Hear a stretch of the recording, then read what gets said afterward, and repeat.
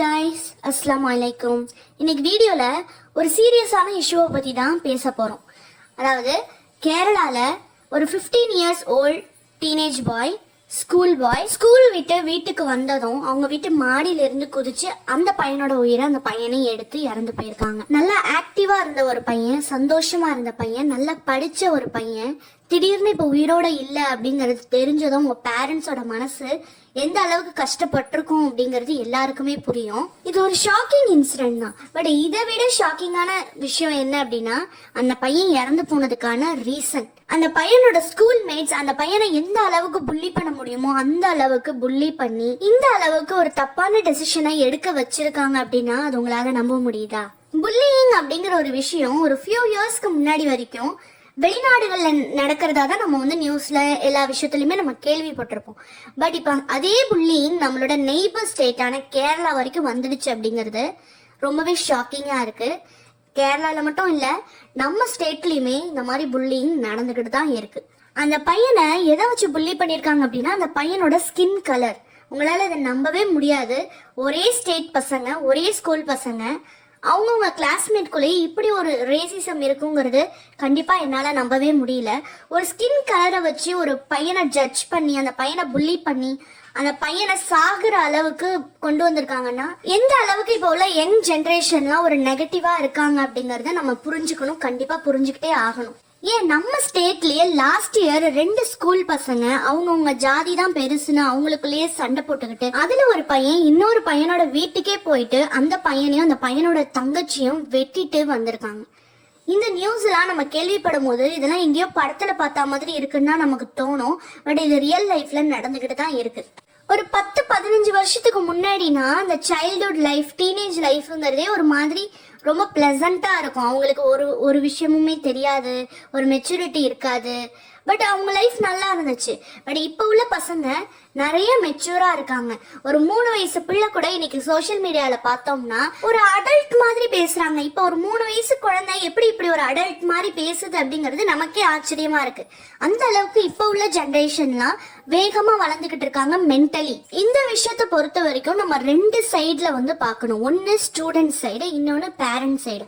First நான் இப்போ உள்ள யங் ஜென்ரேஷன் ஸ்டூடெண்ட்ஸ்க்கு ஒரு விஷயம் நான் சொல்லிக்க விரும்புறேன். எந்த வகையான சுச்சுவேஷன்ஸை நீங்க ஹேண்டில் பண்ணாலுமே அதை தயவு செஞ்சு உங்க பேரண்ட்ஸ் கிட்ட டிரான்ஸ்பரண்டா சொல்லிடுங்க. உங்களுக்கு டிப்ரெஸ் ஆகுது, ஸ்ட்ரெஸ் ஆகுது, உங்களால ஒரு விஷயத்த ஹேண்டில் பண்ண முடியல அப்படின்னா நீங்களா ஒரு விஷயத்த முடிவு எடுக்காதீங்க. உங்களுக்கு அதுக்கான மெச்சூரிட்டி கண்டிப்பா வரல. அண்ட் எந்த ஒரு சுச்சுவேஷன்லயுமே உங்களோட உயிரை நீங்க எடுத்துக்கிறதுக்கான ரைட்ஸ் உங்களுக்கு கிடையவே கிடையாது. உங்களோட ஸ்கூல்லயோ காலேஜ்லயோ இல்ல நம்ம ஒர்க் பண்ற பிளேஸ்ல கூட இன்னைக்கு நிறைய புல்லிங்கிறது நடந்துகிட்டு தான் இருக்கு. உங்களால ஒரு லெவலுக்கு மேல அதை ஏத்துக்க முடியல, அதை தாங்கிக்க முடியல அப்படின்னா தயவு செஞ்சு உங்களோட க்ளோஸ்டு ஒன்ஸ்ட அதை கண்டிப்பா ரிவீல் பண்ணுங்க. அதை பத்தி மனசு திறந்து ஷேர் பண்ணிக்கோங்க.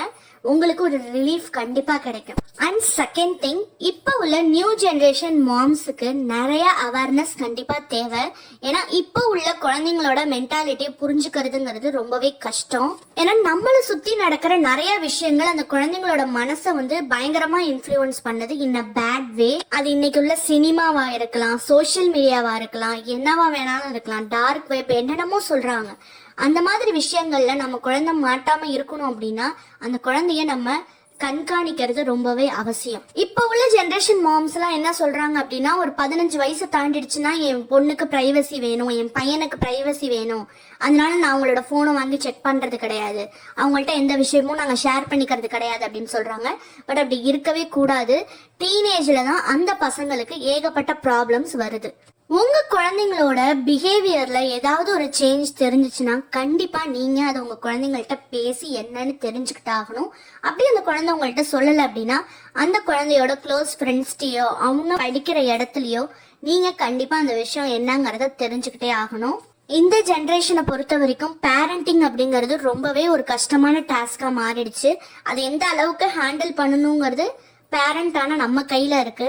ஒரு குழந்தை பிறந்ததுல இருந்து அது வளர்ற ஒரு ஸ்டேஜ்லயுமே நிறைய மாரல் அந்த குழந்தைங்களுக்கு நம்ம சொல்லி கொடுத்துக்கிட்டே இருக்கணும். ஒரு 2 வயசுலயே இப்ப உள்ள குழந்தைங்களுக்கு எல்லாம் நிறைய விஷயம் புரிய ஆரம்பிச்சிருது. அந்த குழந்தைங்களுக்கு நல்லது எது கெட்டது எதுங்கிறத கண்டிப்பா நம்ம சொல்லி கொடுத்தே ஆகணும். ஒரு 3 வயசு குழந்தை உங்க வீட்ல உள்ள தாத்தாவையோ இல்ல பாட்டியோ பார்த்துட்டு மரியாதை இல்லாம பேசுச்சு அப்படின்னா அதை நம்ம என்கரேஜ் பண்ண கூடாது.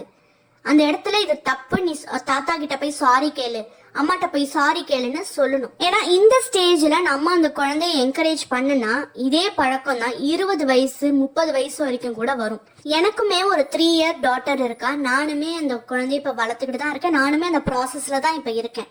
ஸோ எனக்கு எல்லாம் தெரியும் அப்படின்னு நான் இதை பேசல. பட் நான் இந்த அட்வைஸை எனக்குமே சேர்த்து தான் நான் சொல்லிக்கிறேன்.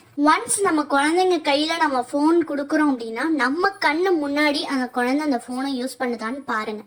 ஏன்னா ஒரு 2 வயசு குழந்தை ஃபோன்ல கூட இன்னைக்கு என்னென்னமோ கண்டென்ட் வீடியோஸ் வருது. பேரண்டிங் கண்ட்ரோல்ஸ் அப்படிங்கிறது ஃபோன்ல செட்டிங்ஸ்ல இருக்கு. உங்க குழந்தைக்கு நீங்க அந்த பேரண்டிங் கண்ட்ரோல்ஸ்ல நீங்க எந்த மாதிரி வீடியோ உங்க குழந்தை பார்க்கணும்னு நினைக்கிறீங்களோ அந்த மாதிரி செட் பண்ணி வச்சுக்கோங்க.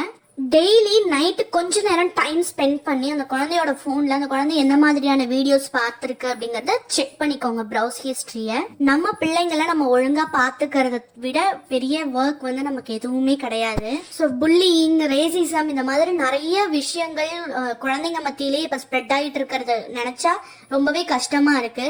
ஸோ இந்த மாதிரி என்விரான்மெண்ட்ல நம்ம குழந்தையும் போய் சஸ்டெயின் ஆகணும், இதெல்லாம் வந்து அந்த குழந்தைங்க இக்னோர் பண்ணணும் அப்படின்னா நம்ம குழந்தைங்களுக்கு இதெல்லாம் சொல்லி புரிய வைக்கணும். இங்க நிறைய பேரண்ட்ஸ் பண்ற பெரிய தப்பு என்னன்னா, அந்த குழந்தைங்க சின்ன குழந்தைங்களா இருக்கிற வரைக்கும் பயங்கரமா செல்லம் கொடுத்து வளர்த்து டீனேஜ் ஆனதுக்கு அப்புறம் அந்த குழந்தைய ஸ்ட்ரிக்டா பாத்துக்கிறது தான். இதை வந்து ஒரு ரிவர்ஸ் பண்ணி பாருங்க. அதாவது அந்த குழந்தைங்க டீனேஜ் பருவத்தை அடையிற வரைக்கும் அந்த குழந்தைங்கள்ட்ட ஸ்ட்ரிக்டா இருந்துட்டு ஒன்ஸ் அந்த குழந்தை டீனேஜ் ஆனதுக்கு அப்புறம் அந்த குழந்தைகிட்ட ஃப்ரெண்ட்லியா நீங்க மாறி பாருங்க. அந்த குழந்தைங்க உங்கள்ட்ட எல்லாமே ஓப்பன் அப் பண்ணுவாங்க. ஒரு 3 வயசு 4 வயசு குழந்தைகிட்ட நம்ம என்ன சொல்லி கொடுத்து வளர்க்குறோமோ அந்த பழக்கம் தான் 15 வயசு 16 வயசுல கண்டிப்பா வரும். So let's teach them respect, teach them responsibility, teach them love. இந்த வீடியோவை அடல்ட்ஸ் பார்த்துட்டு இருந்தீங்கன்னா அதை கண்டிப்பா உங்க குழந்தைங்கள்ட்ட காட்டுங்க. குழந்தைங்க பார்த்துக்கிட்டு இருக்கீங்க, டீனேஜ் பசங்க பார்த்துக்கிட்டு இருக்கீங்கன்னா கண்டிப்பா இதை உங்க பேரண்ட்ஸ்டையுமே காட்டுங்க. இப்போ உள்ள இந்த மோசமான சொசைட்டி மாறுறதுக்கு நம்மளோட ஃபர்ஸ்ட் ஸ்டெப்பை நம்ம எடுத்து வைப்போம். கண்டிப்பா இந்த சொசைட்டி ஒரு நாள் மாறும் அப்படிங்கறத நம்புவோம். இந்த வீடியோல நான் பேசியிருக்கிற ஒப்பீனியன்ஸ்ல உங்களுக்கு ஏதாச்சும் கருத்து இருந்துச்சுன்னா அந்த கமெண்ட் செக்ஷன்ல எனக்கு தெரியப்படுத்துங்க. இந்த வீடியோவை முடிஞ்ச வரைக்கும் உங்க ரிலேட்டிவ்ஸ்க்கு, உங்க லவ்டு ஒன்ஸ்க்கு ஷேர் பண்ணுங்க. நம்ம சேனலை சப்ஸ்கிரைப் பண்ணுங்க. நெக்ஸ்ட் வீடியோல உங்களை வந்து மீட் பண்றேன். until then bye bye.